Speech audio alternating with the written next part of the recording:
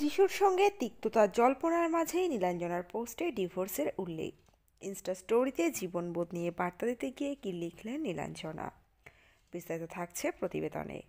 বন্ধুরা, চ্যানেলে নতুন হলে চ্যানেলটি সাবস্ক্রাইব করে রাখতে পারেন। যিশু সেনগুপ্ত ও নীলাঞ্জনার সম্পর্কে তিক্ততা নিয়ে টলিপাড়ায় নানা গুঞ্জন। সোশ্যাল মিডিয়ায় নিজের নাম থেকে সেনগুপ্ত পদবি বাদ দিয়েছিলেন অভিনেত্রী প্রযোজক। সেই থেকেই দুজনের মনোমালিন্যে জল্পনা তুঙ্গে। বিষয়টি নিয়ে যিশু ও নীলাঞ্জনা এখনও পর্যন্ত সরাসরি কোনো কথা বলেননি। তবে নীলাঞ্জনার পোস্টে নানা ইঙ্গিতপূর্ণ মন্তব্য থাকে। এবার জীবনবোধ নিয়ে এমন বার্তা নীলাঞ্জনা শেয়ার করলেন যেটা ডিভোর্সের উল্লেখ রয়েছে। ইনস্টা স্টোরিতে এই বার্তা শেয়ার করেছেন নীলাঞ্জনা, যার উপরে লেখা বিশ্বাস। এরপরই আবার লেখা কেউ হয়তো 21 বছরে স্নাতক হয়েছেন, কিন্তু ভালো চাকরি পেতে 10 বছর অপেক্ষা করতে হয়েছে।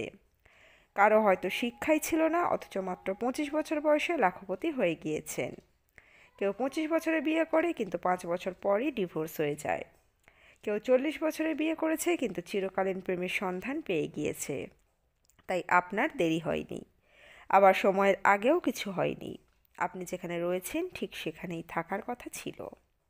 বেশ কয়েকদিন ধরেই যিশু ও নীলাঞ্জনার সম্পর্কের ভাঙন নিয়ে মুখর টলিপাড়া। রটনা টলিউডের হ্যান্ডসাম নায়কের প্রেমে পড়েছেন গুজরাটের কন্যা সিনাল সুরতি। কর্মসূত্রে সিনাল যিশু সেনগুপ্তের আপ্তসহায়ক। প্রায় 5 বছর ধরে যিশুর সমস্ত কাজ সামলাচ্ছেন তিনি। শুধু প্রেম নয়, মুম্বাইয়ে একসঙ্গে নাকি থাকছেনও যিশু ও সিনাল। এদিকে শোনা এও যাচ্ছে কলকাতায় এলেও নাকি যিশু নিজের বাড়িতে আর থাকেন না। এদিকে নীলাঞ্জনার সোশ্যাল ওয়ালে দেখা গিয়েছে মন খারাপের কথা। কখনো নিজের পিঠ চাপড়ে কঠিন সময়কে জয় করার পোস্ট ছিল, তো আবার কখনো বা নীলাঞ্জনা তার কাছের মানুষ হিসাবে 2 মেয়ে সারা, জারা এবং বোন চন্দনার কথা উল্লেখ করেছেন। বিধ্বস্ত অবস্থাতেও সুন্দর থাকার পার্ট দিয়েছেন নীলাঞ্জনা।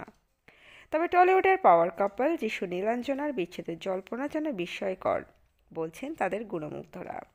বন্ধুরা, আপনাদের মতামত কি জানাবেন কমেন্ট বক্সে। এই আপডেটে ছিল এতটুকুই। দ্রুত ফিরে আসছি এরকমই নতুন কোনো আপডেট নিয়ে। অজানা গল্প চ্যানেলের সঙ্গে থাকার জন্য সকল দর্শক বন্ধুকে অসংখ্য ধন্যবাদ।